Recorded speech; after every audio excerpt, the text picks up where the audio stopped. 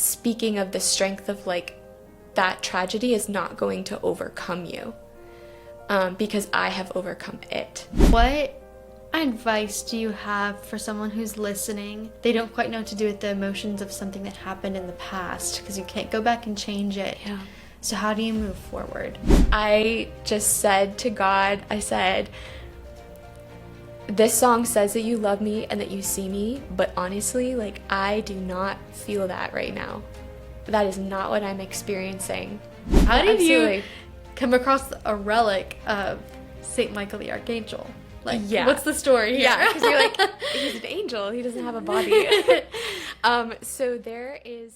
Welcome to the Everyday Saint podcast. Today we are here with Becca, which I am really looking forward to just because in our conversations that we've had, you're just such a sweet and intentional person. And I even like before we even started recording, I was like, oh, she's just so nice to talk with. So, and such a nice voice to listen to too. So I think this is going to be such a treat for all those listening. So welcome. Thank you. I'm so excited to be here. Thanks for having me. Yeah, absolutely. Yeah. Well, Becca, why don't you just start off by telling us a little bit about your faith journey? Where did it start off? Sure. Oh, I guess we can go way back. So I'm very blessed to have grown up in a Catholic household. So both of my parents practicing Catholic. We grew up in the Arlington diocese, so really awesome kind of Catholic community. And I would say early on, I had a very good foundation growing up. Was, again, blessed to go to Catholic school. So really began to learn more about the faith in that capacity, like through that, and then through just, prayers practiced in the home, which was really beautiful. I would say that I learned a lot about kind of these structures of the faith, but didn't necessarily have a strong, like, personal connection with Jesus until a little bit later in life. But I think, like, sometimes he works that way because it's like you're now older and it's the option to kind of choose it and go deeper. I think as I was growing up, I hit high school and then undergrad and really began to fill my time with a lot more things. So extracurriculars, homework. There's a time that I did like an essay contest, just things that kept me very busy, But again, didn't really like have that personal connection with the Lord quite yet. And it took me actually like going to graduate school in the middle of COVID in a completely different state to actually kind of hit a rock wall bottom sort of scenario to then have an honest conversation with God of like, okay, God, I know that you're here and that you're with me, but I'm not feeling that right now. And I guess I can kind of like go a little bit deeper in explaining that if you'd like. Yeah, absolutely. No, I'd love to. I feel like it's somewhat of like a universal experience in a lot of ways of like just that recognition like, oh wait, I need to do something about this. So yeah, I'd love to hear about what that moment was like for you. Yeah, absolutely. So I, just a little bit of background, my family, while I grew up in Virginia, we moved to Charlotte, North Carolina when I was in high school. So not only was I like doing, extracurricular things, started Irish dancing competitively, like all this stuff that takes up a lot of time, but was also in a new state and in a new community. So I was like redoing my freshman year all over again. It felt like in high school. Went to undergrad there in Charlotte at a small school, and then decided to go to graduate school at the University of Rhode Island. Whoa. Yeah, really far away. And when I went up to Rhode Island, my parents moved to South Carolina. So even further. Even further. Yeah. Yeah. So, it's the kind of thing like when you're applying for graduate school, you have to weigh like, okay, how much is it going to cost? And what opportunities are there for me and what I want to study. And at that point I was studying history, wanted to do a little bit of archaeology, and they had a really good underwater archaeology program, and I felt like I could kind of do that history archaeology mix up there. But when I got there, it was, I guess, after like the first major wave of COVID. And through that first wave, again, like I'm in the Carolinas, and it wasn't as strict as it was in New England or even in Virginia.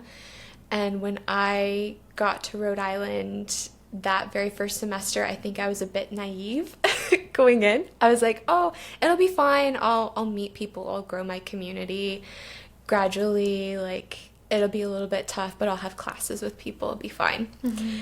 Well, everything was still very shut down. Mm-hmm. So we had a lot of online classes. When we did have classes in person, it was like 6 feet apart. And I think I went that first semester, so like 3 or 4 months without having physical contact with another person. Wow. So you might be like in the same room as somebody, but I'm very much like, I need hugs, like even a handshake. And a high five, maybe. A high five, yeah, exactly, exactly. Give me a fist bump or like a shoulder bump or something. But yeah, did not have that. And again, like, did not have family that was super close by. I had an aunt, but she was in Pennsylvania. So even that was like still kind of far. So it was this struggle that first semester where I began to kind of take like, I guess a turn towards a bit of depression. Like, depression's not something that I suffer with normally, but the withdrawal from people and from community was significant enough for me that like I became very isolated.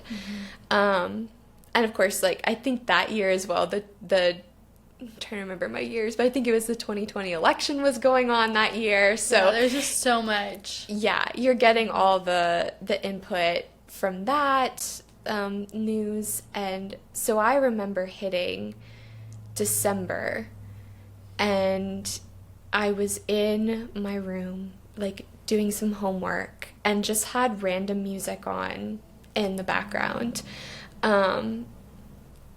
Just scrolling through YouTube. And at this point, I was not somebody who listened to Christian music regularly. Like, if I went to a retreat or something in the past, I would hear it and, really, I was like, oh, I enjoyed that. But I wasn't one to, like, turn on the Christian radio. Yeah. And can I ask you, at this point, are you, like, going to Sunday Mass still? Like, is the practice of faith still there and it's just not as, like, serious? Or... and I guess it's COVID tue, so it's like, could you go to Sunday Mass? Like, no, but like, I guess, were you watching Sunday Mass? Where are you at this point with your, like, where you stand with God? Yeah, so thankfully I was still going to Mass, still receiving the sacraments, was able to go to confession as well. And the University of Rhode Island has a Catholic campus ministry, and I had gone past and, like, gone into the building once that first semester when I got there, but there wasn't really anyone around. I think I said hi to, like, 2 people who were in the building. But yeah, just because of COVID, there was nobody there. So I kind of gave up a little bit in that sense of connecting with the Catholic campus ministry at first. But I was going to Mass, but I was going to the Mass that wasn't the student Mass. So it was kind of like I just was in the area and I was removed from what would have been, familiar for students looking for that Catholic community. And I was, I think, still trying to find it, but also trying to figure out what I needed to do to find it. So that moment in December, when I'm in my room, so, like, thankfully still have that connection with the Lord, but definitely, like, still searching, or in a way, like, feeling terrible but not knowing or coming to that realization exactly of what it was yet.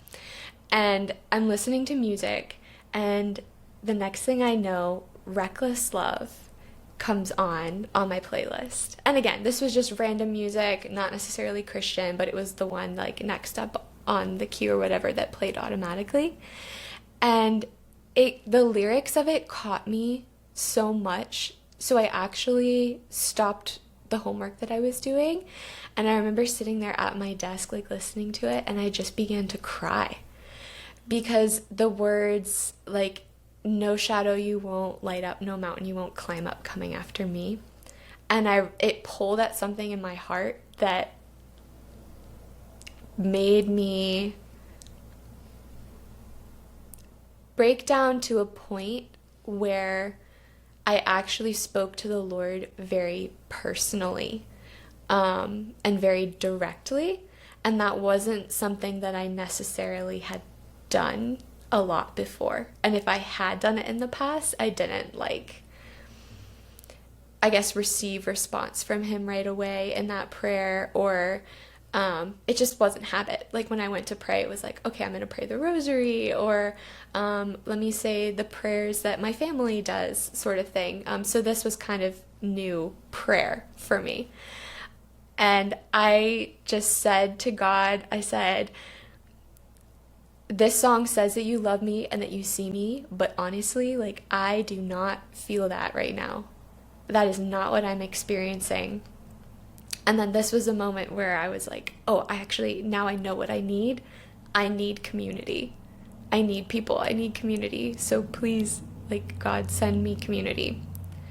And this prayer that I said was kind of like an angry prayer. Like, I was like, kind of like heartbroken, but also mad, because it's like, here's this song saying all these good things. And it's like, okay, yes, this is what I know about God, but I actually, like, am not believing it because I'm not feeling that way. Like, that's not my experience at the moment. But it was that breakthrough that I needed to give him kind of like an angry prayer of surrender, of like, this is what I need, and I'm surrendering it to you, and I need you to figure it out.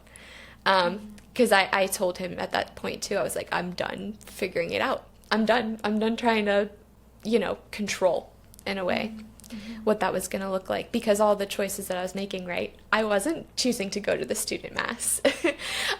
They weren't leading me to where I needed to be. So when I went home after school, just for Christmas break, I really came to a point where I was like, man, I was feeling like awful. And I actually don't know if I want to go back next semester. And it was a moment where I kind of had that freedom to choose, but then it was my commitments as a TA that, like, made me say, I've made this commitment, like, I should probably go back at least to finish out the year. And then there was like a small voice inside of my head that said, and you could probably try a little bit harder. Called out. You could probably try a little bit harder. Yes, exactly. And it was that, okay, you went by the Catholic campus ministry once, but did you go on their website? Did you, like, text or reach out to anyone who they had listed for their campus ministry? And I was like, no, I didn't do that. So when I came back that second semester, for me, that point was like, okay, I know what I have to do. I have to make that effort and, like, directly reach out.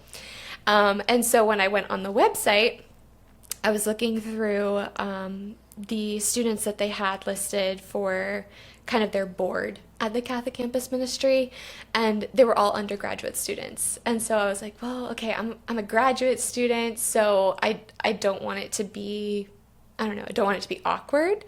And then that's when I saw that they had young adults who were focused missionaries. I was like, I have no idea what a focused missionary is. But there is a missionary on there. Her name is Mary. And I was like, okay, she looks really nice and she looks a little bit older, so I'm going to reach out to her. And then it was through those focused missionaries who were there that I began to, like, meet more people in the community, and begin to actually have more of a regular prayer life.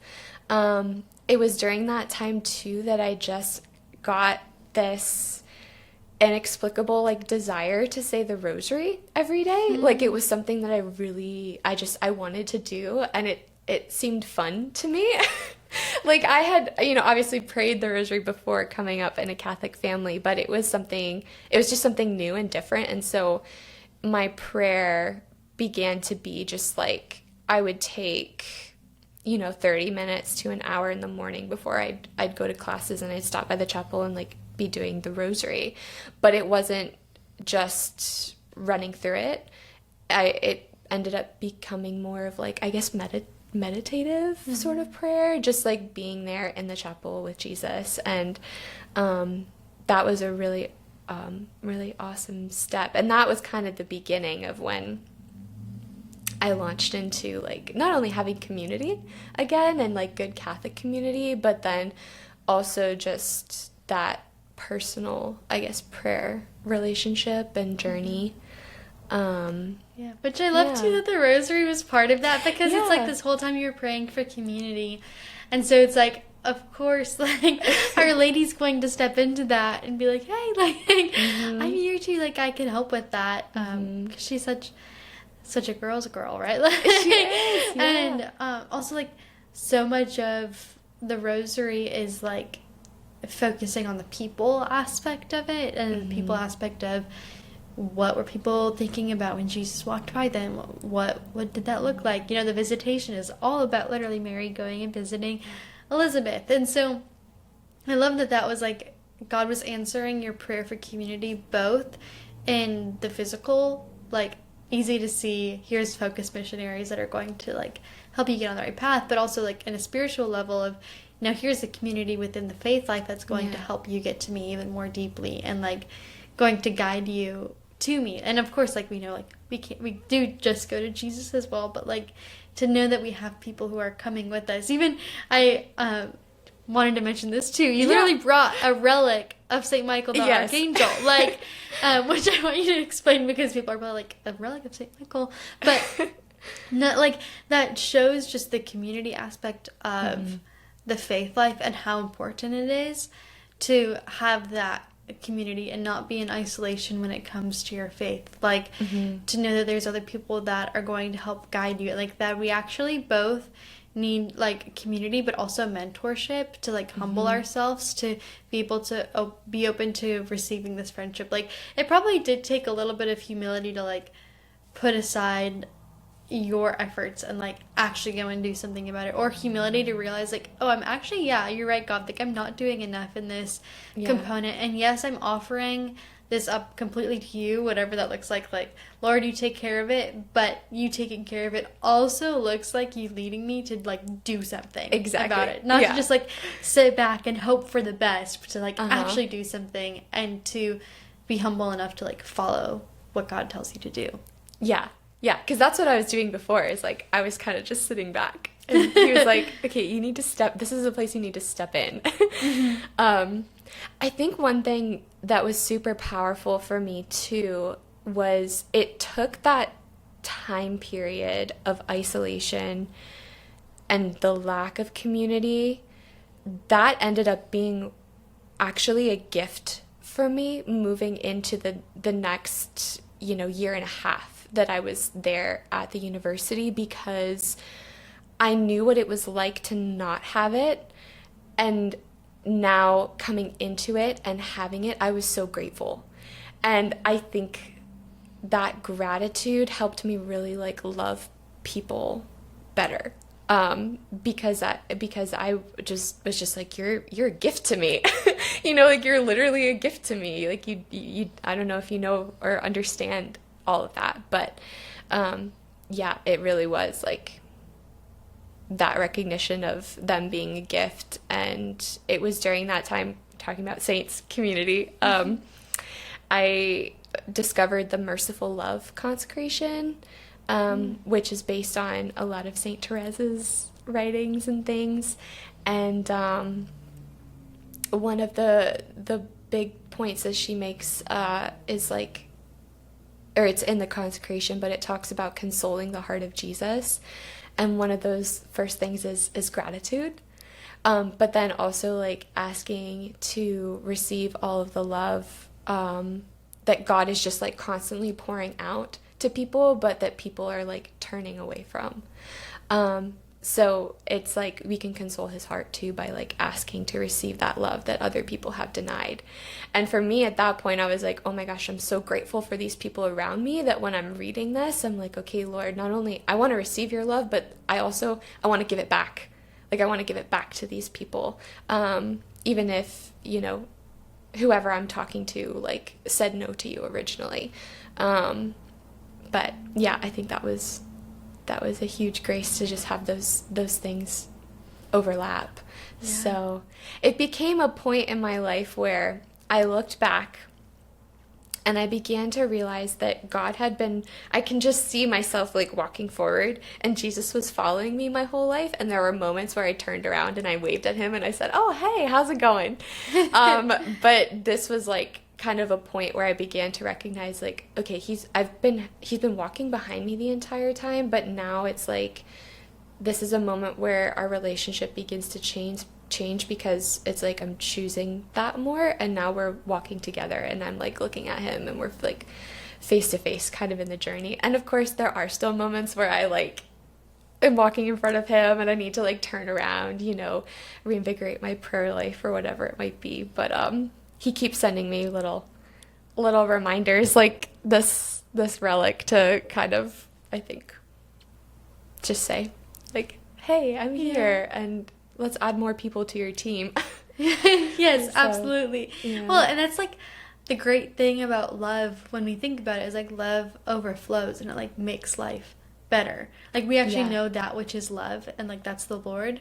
But I even think about, when someone first starts to have a crush on someone and like they know that person likes them back, like literally nothing in their life feels like it can go wrong, because you're just like la la la la, like things are great, life is wonderful, like colors are so much brighter. Yeah, right. And like obviously that's just like that does not last. Mm-hmm. But it's really interesting to think about the concept, like that's what love does to us, that it like makes us forgetful even of the bad times, because we're just like, there's like something in me that's been lightened up. But I do want to ask about this relic. So how did you come across a relic of Saint Michael the Archangel? Like, what's the story here? Yeah, because you're like, he's an angel, he doesn't have a body. So there is a cave in Italy where Saint Michael is said to have appeared. So the relics that you can get from this cave are these little, like, it's a little white rock, but it's from the cave of Saint Michael where he appeared. So I've actually been super blessed to receive 2 of these relics. So this is crazy. Which is just insane, because I don't know, that just means like, I'm still trying to figure it out, basically. I'm still trying to figure out, like, other than just it being a little nod of Saint Michael is on my team and we're in it together. But yes, I received one from a lady at a church that I worked for a year. Very sweet. She was a volunteer at the parish, and she gifted me one for Christmas, I think. And then I also received another one from an old teammate of mine when I was on Focus staff. So yeah, so St. Michael, he's following me around a little bit. I didn't know you can also do a devotional prayer to St. Michael that I didn't know about for a while. And then I went on a pilgrimage to Medjugorje and was introduced to it, and I began saying that prayer. And then I guess it was like within the next year that I received these relics. So maybe it's just like a little nod to that as well. But maybe that he's hearing your prayers. He's like, here I am. Like, I know, like I hear you, and that's really cool. Yeah, as you were saying before we recorded, I was like, I don't know that I've met anyone that's been really specifically devoted to St. Michael the Archangel, because it's almost kind of like one of those devotions that's like a little tricky, because there's not a human story to it, right? Because he's an archangel. Mm-hmm. But that's like super cool that, like I love that about the Catholic faith. Like there's a little niche things of like, oh, you've never heard of this saint before, but like this person's really devoted to them. It's like, how did you even find them? And they're like, I don't know, like they just kind of fell in my lap someday. I think that's like awesome. Yeah. It reminds me too. So I've heard that St. Michael is really big in like deliverance ministry, understandably. But it reminds me of like the scripture, like the light shines in the darkness and the darkness has not overcome it. And I think St. Michael is like such a big saint for the strength behind that passage, because not only is it like speaking about the Lord, right, about Jesus, about God, but it also is just that, like, again, that affirmation of like, here's another saint to support you, and recognizing the truth of that scripture, because it plays out like in deliverance ministry now, and Saint Michael is such a big intercessor like in that deliverance ministry. So yeah. Yeah, can you actually, explain, like, I'm just curious, like, the correlation there and, like, what you've maybe reflected on when you think about St. Michael Deliverance Ministry, bringing light into that type of ministry. Like, what does that mean? So I know there is an app, and I'm going to butcher the name, but I think it has St. Michael in the name, but within this app, you have a bunch of different like deliverance prayers for your life. And I think it goes back to a lot about inner healing, and throughout our lives, the world is broken. So we just like, we experience traumas, we go through hardships, we face temptations all the time. And I think that, and the reality of sin is just, it's a reality. Like, it's real. There is this spiritual warfare around us. And so I think the strong part for me that Saint Michael shows is, again, combined to going back to that scripture, like the light shines in the darkness and the darkness has not overcome it. So even those moments when you go back and are praying into like, Lord, where were you when that terrible thing happened to me? It's that promise of God, like, I was always with you, and being able to see that was a very, very hard moment, and where you had to struggle a lot, but you don't have to like give in to the darkness of that moment, because I'm the light, like, I'm shining in that darkness, even if it was very hard for you to see me. And speaking of the strength of like, that tragedy is not going to overcome you, because I have overcome it. And I think I've had a couple moments in my life of just experiencing like how weighty, for example, like in Rhode Island, like going to that period where you're kind of facing a depression, and not thinking that it can get any better. But then, like, all it took was one switch, one thing. And then, God shows you, like, I've overcome that. I think I look at my life now too, and I look back at the things that were very hard, and I see like, oh, if I can do that, and if God was with me in that, then what I'm going through right now, like, we'll get through this. So I don't know if that explains it a little bit better. It does, yeah. No, I think that's really beautiful too, to recognize, like, one, that there's a reason for deliverance ministry. Like, there's something that, like, a lot of us, like, in every person's life, there's something different that we will face and have to overcome.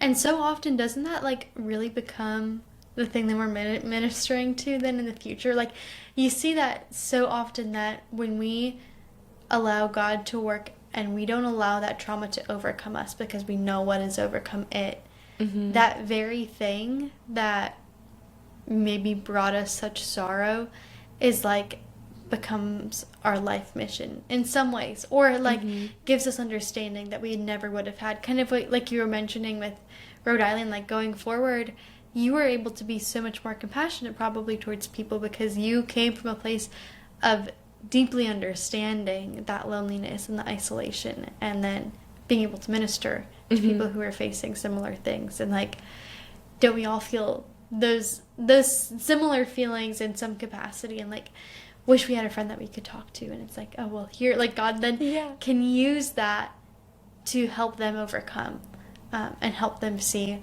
that love that like just overflows from the very thing that like was causing the harm in the first place. Like that the Lord actually enters into it, that he doesn't just like see it, recognize it, get rid of it, but like actually enters into it with us in that sorrow, to then be able to like see it for all of its like ugliness and still somehow offer redemption through it, and not just in a way that like we turn to just out of comfort, but truly in a way that like transforms what we were going through, in only a way like in a way that we can't even put words to.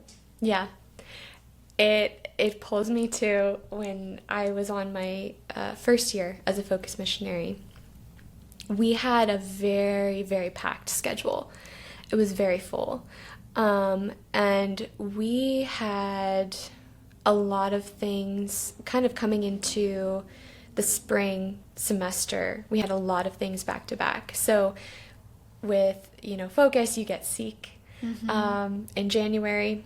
And then as we headed further into the spring, we had not only just our normal Bible studies and discipleship, but we also had mission trips with the students. And then coming back, our team decided to do another big thing for St. Joseph's Day. So we're in March, and this was March 20... I think it was 2023. Yeah, March 2023. And we're in that month, we've been doing all these things back to back, in a way beginning to run on fumes. Like, you're almost to the end of the semester, but it's been a lot. Yes. And we're still adding more on top of that with evangelization and events for the students. And my grandmother passed away. And she was the first person in my immediate family to pass away. And that was a new experience of grief for me that I hadn't had before. And I've said this a couple of times so far, but I've been very blessed, like, in how I've grown up, being able to have a practicing Catholic family, knowing both sets of my grandparents. So this was like a moment where I was like, oh, grief is like a new thing for me. Totally. And there was a day where our team was doing intercessory prayer. We would try to do it in some capacity every day for our students, and typically it would come after we would do our team like holy hour together, and then we'd go and do intercessory prayer for the students. And I remember being in that room, like sitting in the space, thinking, there's no way. Like, there's no way that I can do this right now. Just feeling very, very burnt out, and very overwhelmed. And I didn't know how I was going to take a next step, even just in saying, like, the student's name, and saying, like, God, please, bless them in this, or ask for prayer for this. And so I was letting my teammates kind of carry the prayer. And then just had a moment where I was like, I need to step in. Like, I need to step in, get the ball rolling. And as I was there, like, sitting in the pain that I was experiencing of that loss, I had a moment where I had an image of Jesus, and we were sitting in this dark room, and he had his like crown of thorns on, and all he did is like just sat there with me and looked at me, and I heard him in my prayer say, I get it. And he didn't have to like do anything else. It was literally just him sitting there, like in the space, in the grief, in the overwhelming, in the burnout that I was feeling.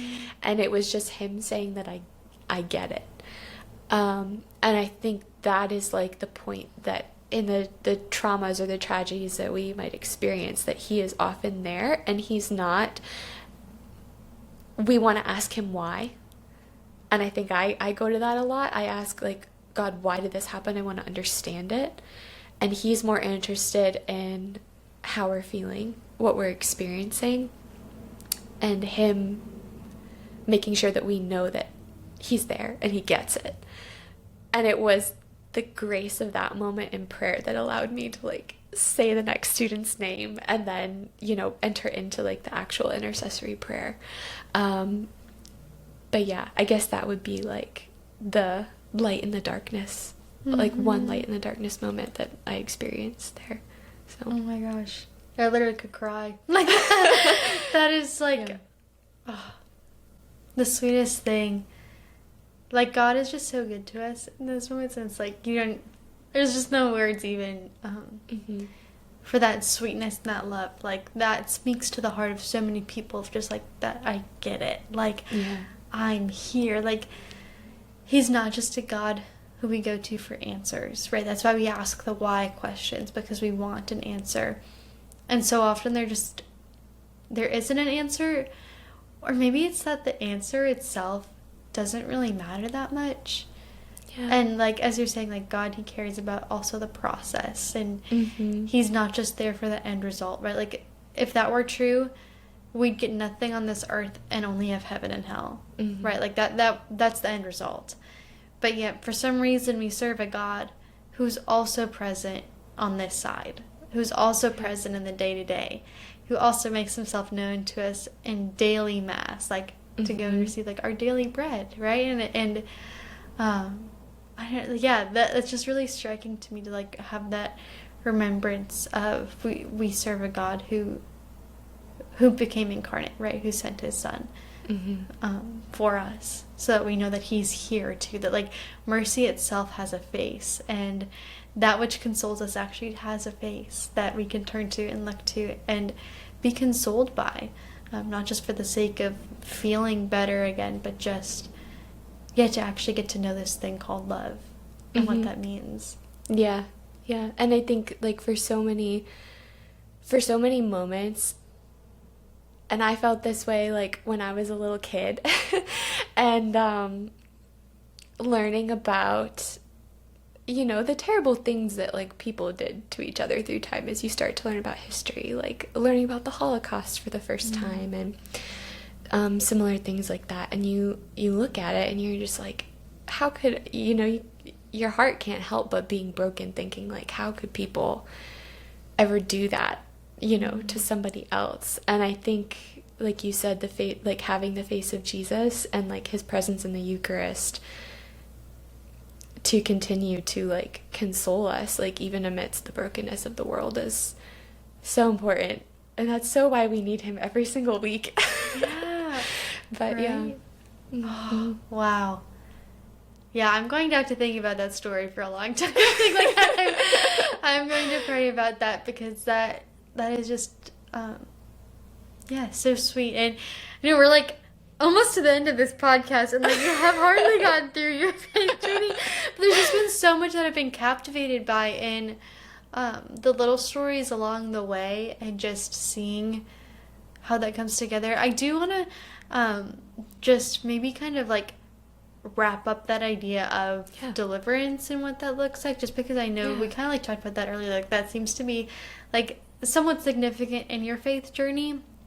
So what advice do you have for someone who's listening, who maybe, like, is going through something or went through something, and they don't quite know what to do with the emotions of something that happened in the past, because you can't go back and change it?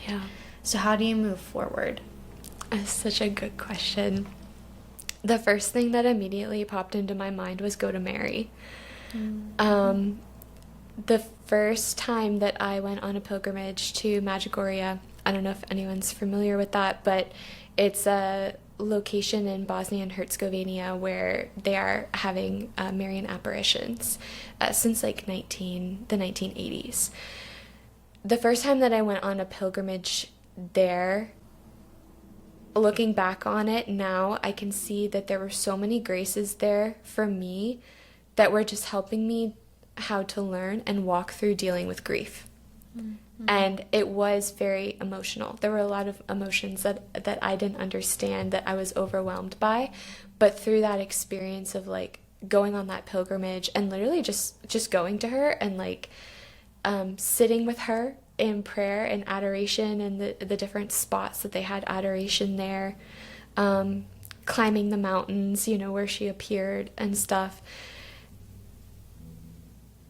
Those moments just sitting with her, like in her lap, like a little child, I was overwhelmed with so much peace. And it's just like wave after wave of peace. And I think the emotions that you don't necessarily understand or know how to deal with, I think it just goes back to that allowing yourself to sit not only in God's presence, but like let yourself be held by Mary as well. And I actually heard a deacon this week give a really interesting goodbye to the parish. He said, "May God bless you and Mary keep you." Wait, okay, we were at the same mass, and that I was thinking about that all day yesterday. Yeah, yeah, because I was like, whoa, I love that. Yes. Yeah. Okay, sorry. Continue. No, it's so good. It was so good. But he had a phenomenal homily. First of all, like it was just great, and then he ended it with that. And I feel like sometimes I struggle to listen through the whole homily. I was locked in that homily, and I thought about that for a long time after. Yeah. So, yeah. Continue. Yeah. So it's exactly that, and I think I've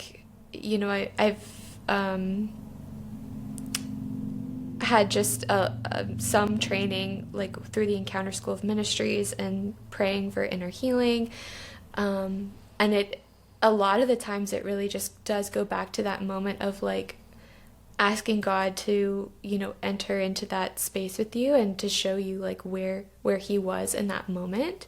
And another really fabulous homily that I heard also at St. Mary's, the Basilica of St. Mary's, so sorry, was about the Mass.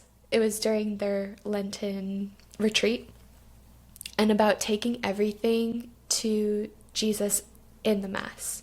So it's those overwhelming emotions that you might be experiencing, the trauma that you might have, the difficult things in your life, or even if you're just experiencing numbness, taking all of that and placing it on the altar and giving that to the Lord. Because even if to you it seems like this is a terrible experience and this seems like a terrible gift to be giving to God, it's actually exactly what he wants. Because he cares about you ultimately. You might have this great reputation, you might have all of these check marks or certifications next to your name, but at the end of the day, he cares about you and he cares about your experience, and not telling you that, telling you that you are his child and that he's a father who's going to care for you and provide for you and hold you. And I think those moments when I've gone and just sat in front of him and truly just been honest with him, given him everything in that way in the Mass, and he's been able to show me what it is that I need. At Rhode Island, I needed community, and he's provided moving forward. So. Mm-hmm.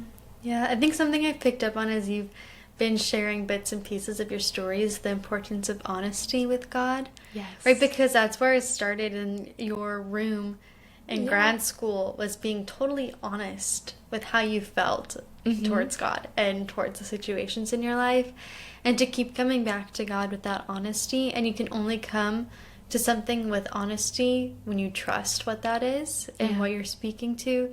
So to build the relationship with God where hopefully that you can trust him and to be honest with him.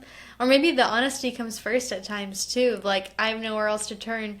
I'm going to be completely honest, and then you see how God has been providential through that. And I know there's been moments in my own life that I've seen God do things that I like, my life plan change, or things happen in my life that I don't really understand in the moment, and then years down the road I go through something similar, and it's like, I'm actually not that stressed about it because, God, I've seen what you've done in the past, that I know that this too I can overcome because you're with me, and I've seen how you've worked.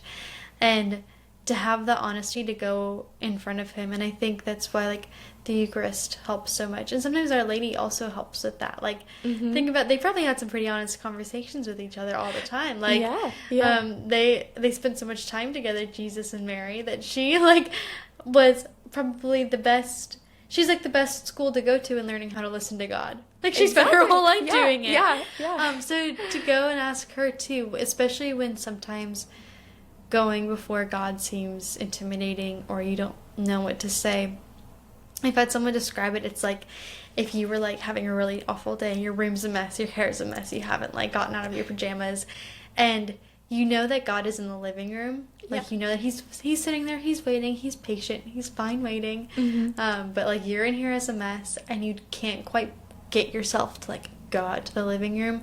Mary is like that maternal mom who like comes in, she starts to brush your hair, the saints start coming in, they start like hanging up the laundry off the floor, getting you ready to the point where then they can like help you out into the living room to face the Father and like all be consoled together. So I love that you have brought up Our Lady, because that imagery has always helped me, that like, okay, the days that it seems a little bit too intimidating, you can always turn to Our Lady, and sometimes those are like really nice tried and true prayers that it's like, I don't know what to think about right now, this is all I can think about, but I don't want to think about it anymore. Like, the rosary has been a really profound tool for that, because it gives you something to think about. It's a great tool for intercessory prayer, like bringing forth other people's intentions, and going to the Mass, because like you could follow along with something and be able to like hear the Lord's word and like be poured into in those moments when you don't feel like you have anything left to give to God. Like, that presence of being there and persevering in the faith, that's huge, right? Honesty and perseverance in the faith to continue on even when it's difficult. So I love that, honesty has been such a big part of your life lessons, to like put yourself in proximity to God, but then also to like be totally open to both what's going on in your heart, but be open to what God is wanting to give in that moment as well. Yeah, absolutely.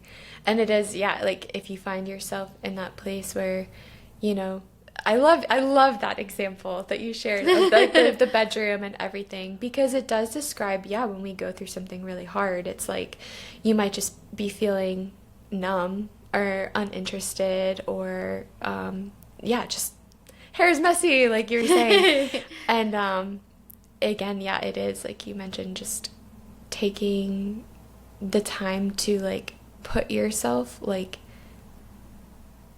whether if you're in the Mass and you're like, I need somebody else to guide me through this right now, or going to a rosary group because it's like, I can't do the rosary on my own right now and I need like to do it with other people. I guess that would be like those seasons of desolation, maybe, that you might go through. But Mother Mary, she is so good, so gentle, such a gift to us. Right, and that's her service, is just to be a gift to us and to help us along the way and along the path. Yes. Is there anything else that you'd like to just speak to when it comes to deliverance, or any last tidbits of advice? I think, and this might go more into just like daily prayer and living out the faith. But I think there are so many, I've recognized in my own life, there are so many areas where distraction is so easy to turn to as a solution when things are really hard. And to be numb is a lot easier than to actually like begin to process and go to God with like how I'm actually feeling. And so I think my little pieces of advice, just from what I've been learning for myself, is if there are areas that, I mean, obviously God, he always wants to know more about you, more about your life, what you're feeling, what you're experiencing. He's your best friend that waits, at the end of the day for you to come home and tell him every single thing that you did that day. I think the distractions in our life can keep us from going to him, being honest and asking sometimes, because again, yeah, it's easier to go back to just being numb and filling our time and filling our headspace, but to make room for him, however that might look, like wherever you're at, even if it's just hitting that mass, once a week, and then having a little time of prayer before or after, but giving him the space to speak to you, and giving yourself the space to pause so that you can reflect on, how am I honestly doing?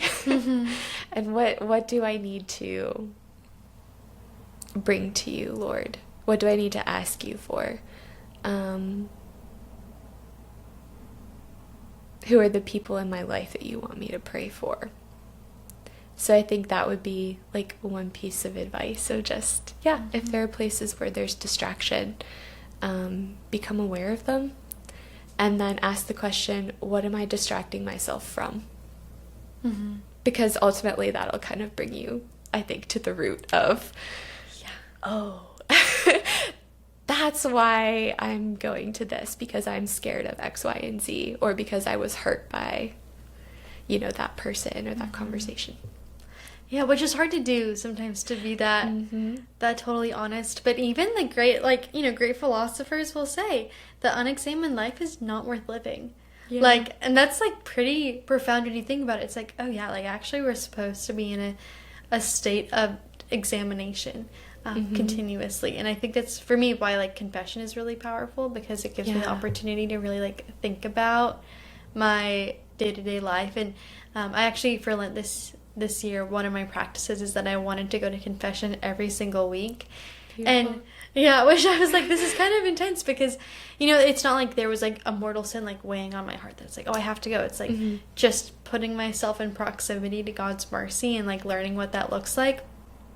And it made me so much more aware of my week to week, and how I was loving God and how I was loving people, and coming face to face with the hardships, and the things that you're failing in too. That's not easy to do, to recognize, right? To walk into a room and only tell someone all the things that you've done wrong. That's right? Actually somewhat contrary to anything that we'd want to do. But exactly. I think especially as we think about coming out of Lent and the fasting that we did, and the actual discipline of the faith life, it's important to do things that make us uncomfortable. And to have that recognition, to be told, because I think that doing the thing that makes you uncomfortable gives you the capacity then to be honest, because you're not afraid of what you're looking at and what's in front of you, and to then both look at it in a place of, I'm uncomfortable right now, something is making me uncomfortable, what is it, to really think about it, not to run from it.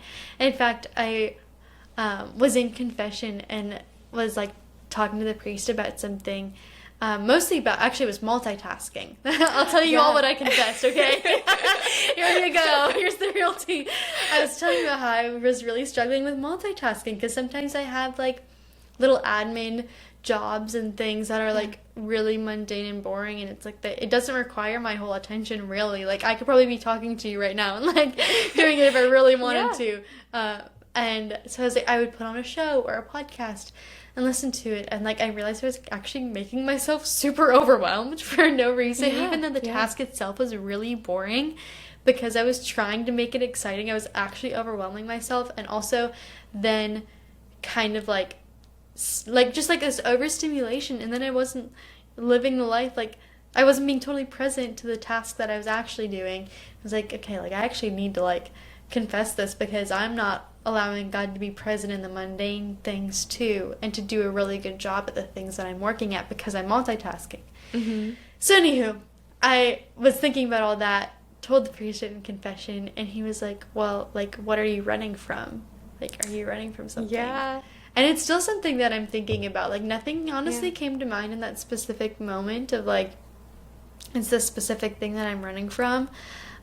Maybe it's just boredom. I don't really know. But it really made me think, like, yeah, a lot of times sin and distraction just comes out of a place of running from something. And sometimes we have to put ourselves in a spot to be uncomfortable so that, like, we're no longer in a state of flight, that we can actually rest because we're thinking about God and allowing him actually to, like, be in that moment with us. Yeah. It reminds me, so I just had a job transition recently. I went focus missionary, worked at a parish for a year, and now I'm working at a museum, which is super awesome. But during that transition in between working with the parish and then working at the museum, I had a woman who I really love, who I met on pilgrimage, named Jenna, who said to me, sometimes God needs to remind us that it's about the work of the Lord and not the Lord of the work. So it's like about what he wants to do as opposed to, us putting all of the pressure, right? Like thinking of God as like the Lord of the work, and what am I doing and what am I outputting? But it's more about like the work of the Lord. Like, what is he doing? What is he wanting to do? And so just like that perspective shift, I guess, of like away from a situation that maybe like was more overwhelming and then centered on performance. And now it's like, okay, he wants to bring you back into a space by slowing down your job. For me, at least, it was like slowing down my job to have regular hours, that sort of thing, to be able to focus again on like identity. And yeah, so exactly what you're saying, like for me, it was me realizing like, oh, was I like trying to perform for his love for a little while? And now, now, I don't know if that resonates with you, but you take that to prayer. But for me, it was like, oh, was I like, performing for his love and taking on like rocks, maybe burdens that I wasn't supposed to be carrying, that he didn't want me to carry. And now it's like slowing down so I can actually see that everything that he's putting in place around me is the work of the Lord, and just being in awe and like wonder of what he's doing. But yes, I totally get it. I totally get it. Yes, yeah. And as we were saying earlier, life is exciting and an adventure in and of itself. And what God is doing is exciting, but we actually have to like allow ourselves to be a little bit bored to like then make it exciting in a way. Right, yeah. Because otherwise we're just like filling the gap with things that really don't matter. Like, do you really need to put on that TV show while you do, like, clean your room or listen to that podcast while you are cooking? And, like, what if you actually just took that moment to slow down your day a little bit because you're probably getting stimulated otherwise? Like, right. With all the hustle and bustle. And, like, that actually takes a lot of practice to do, too. So, like, if anyone's listening and is like, that's tough, like, it is tough. I'm like struggling. Me too. Oh, yeah. All the time. I'm often crafting and watching a show or like doing something like that, or struggle to like, if I go for a walk, not to be listening to a podcast or doing something like that. Just, just because I can, and just because you can doesn't always mean you should. Like, really ask God what he wants you to do at that time. Yeah. And ask him how you can love him better in that moment, because maybe it is like listening to a podcast, maybe there's something that's like absolutely riveting, like that you're going to learn, and then think about it later, and continue to reflect on, and like listening to worship music or a song, like those aren't bad things, but maybe the reflection is more ask God what he wants of you in that moment, and don't just like make the easy choice for the sake of doing it. No, we're just at about time here, Becca. Is there anything else you'd like to leave the listeners with before we close out?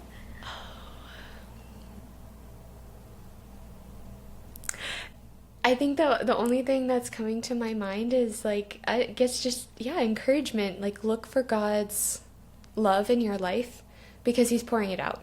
Mm-hmm. It's there. And whether it's, you know, pulling back on a distraction so you can see it, or being honest with Him so you can encounter more the love that He has to pour out for you. I guess that would just be my encouragement, like whatever that looks like for you, to be able to just see and like recognize God's love in your life. So, because it's there. He's pouring it out abundantly. Absolutely. That's so beautiful. Well, thank you so much for coming on. This has just been a wonderful conversation. I personally feel like I need to go pray after it, so I'm sure other people also feel that way. So thank you so much just for coming on and sharing all of this. Thank you so much for having me, and I will also be driving home praying about this. So. Perfect. All around. Prayers all around. Yeah. Amazing. Well, thank you. Thanks.